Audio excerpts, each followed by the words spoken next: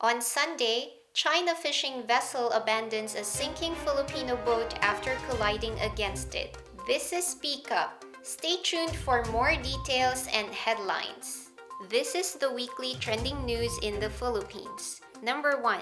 China fishing vessel sinks Filipino boat. Number 2. President Dutelte tells Japan he would kill investment problems. Number 3. Also breaking, Philippine senator welcomes United Nations probe. Number 4. Philippine-China ties much stronger in past 3 years. Number 5. 4 more amphibious assault vehicles from South Korea to arrive. Number 6. Duterte orders transfer of domestic flights. 7. Government to look for parties interested in Hanjin shipyard. Number 8. President Duterte accepts federalism may not happen within his term. And number 9. Duterte reconsiders purchase of US weapons again.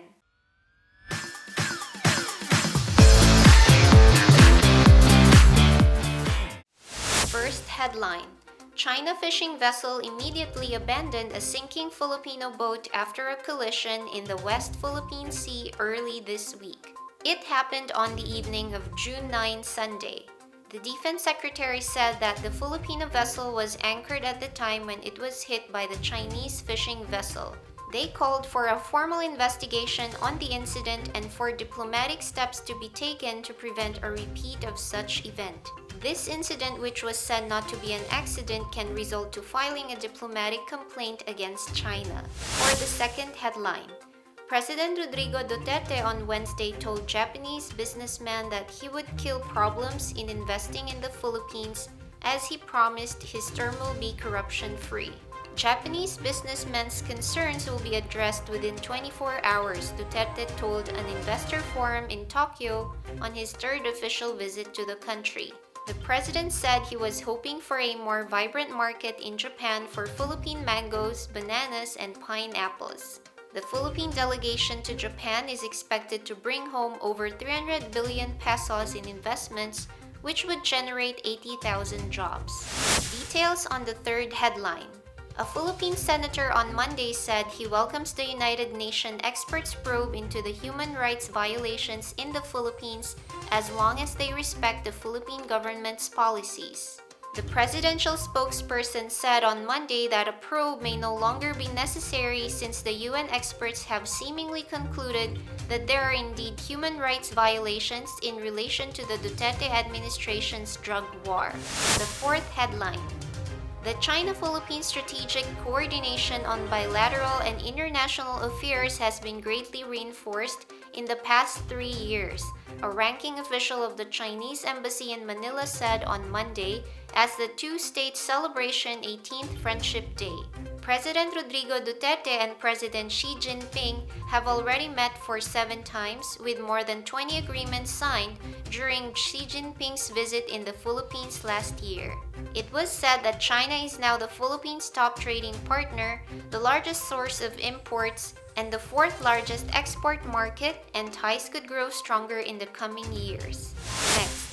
4 amphibious assault vehicles or AAVs out of the 8 ordered from South Korean defense manufacturer Hanwha Techwin will be delivered in August as confirmed by the Philippine Navy spokesperson on Tuesday. The AAVs will be used by the Philippine Marine Corps in boosting the ship's limited sea basing capabilities. The contract is worth 2.42 billion pesos. For headline number 6, President Rodrigo Duterte on Tuesday has ordered the transfer of domestic flights from the Ninoy Aquino International Airport or NAIA to Sangley Air Base in Cavite to ease airport congestion. Duterte ordered the transfer of domestic flights by November to Sangley Air Base after making a surprise inspection at the NAIA Terminal 2 early Monday morning, where he was dismayed over flight cancellations and delays. The transfer of domestic flights will decongest NAIA and can also possibly help in the traffic situation in the city. Also breaking. The Philippine government is looking into getting interested parties or shipbuilders to operate its shipyard in Subic Bay, Zambales once it takes control of Hanjin Heavy Industries and Construction. In the meantime, the Department of National Defense chief said the government could use Hanjin's facilities to house and repair large Philippine Navy ships. Next up, President Rodrigo Duterte has accepted that the shift to federalism may not be possible within his term, despite it being among his campaign promises because of lack of public awareness. Duterte's former aide and now senator who vowed to help push for Duterte's agenda in the Senate said what should be prioritized for now is spreading federalism awareness. And for the last headline, President Rodrigo Duterte said that he's open to buying defense equipment from the United States.